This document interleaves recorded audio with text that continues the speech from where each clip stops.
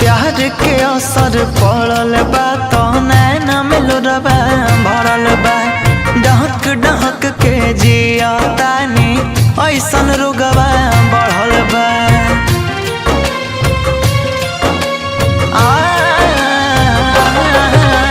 प्यार के असर पड़ल बा तो नैना में लोरबा भरल बा। डहक डहक के जिया तानी ऐसन रोगवा बढ़ल बा। कि जैसे बदल जाल साल वैसे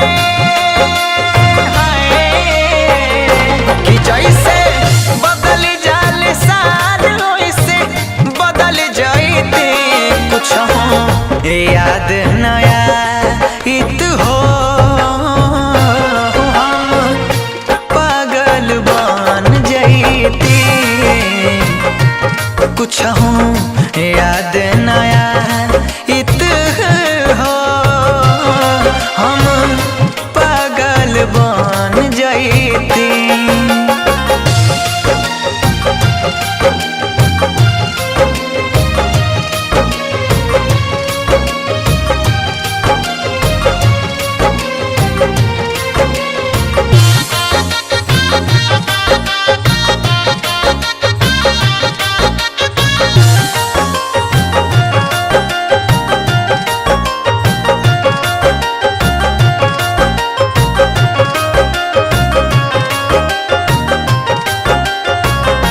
पल पल सतावे कर हरदम ख्याल हो।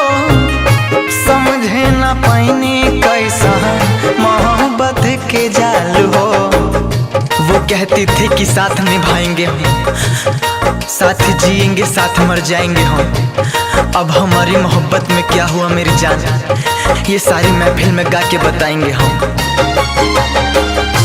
पल पल सतावे कर हरदम ख्याल हो। समझे न पाइने कैसा मोहब्बत के जाल हो। कि जैसे गली जाला नून दस है।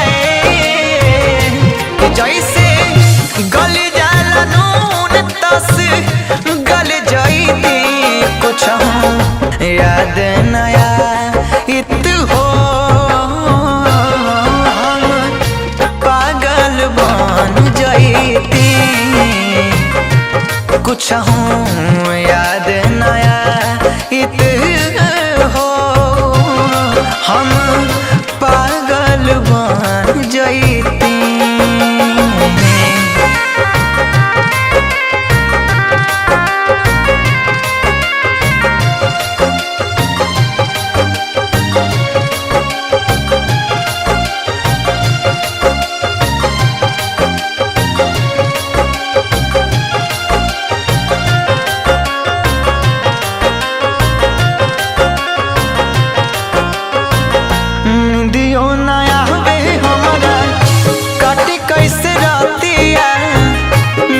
जैती करन ओढ़ी जैती बन के रखिया। आंसू भी आते हैं और दर्द भी छुपाना पड़ता है। आंसू भी आते हैं और दर्द भी छुपाना पड़ता है। ये जिंदगी है साहब, यहाँ जबरदस्ती भी मुस्कुराना पड़ता है। निंदियों ना आवे हमारा काटे कैसे रातिया। मर जैती करन ओढ़ी जैती बन के रखिया। कि दीपक धर्मवीर के धीर से है। कि दीपक धर्मवीर के धीर से निकल जाते कुछ याद नया इत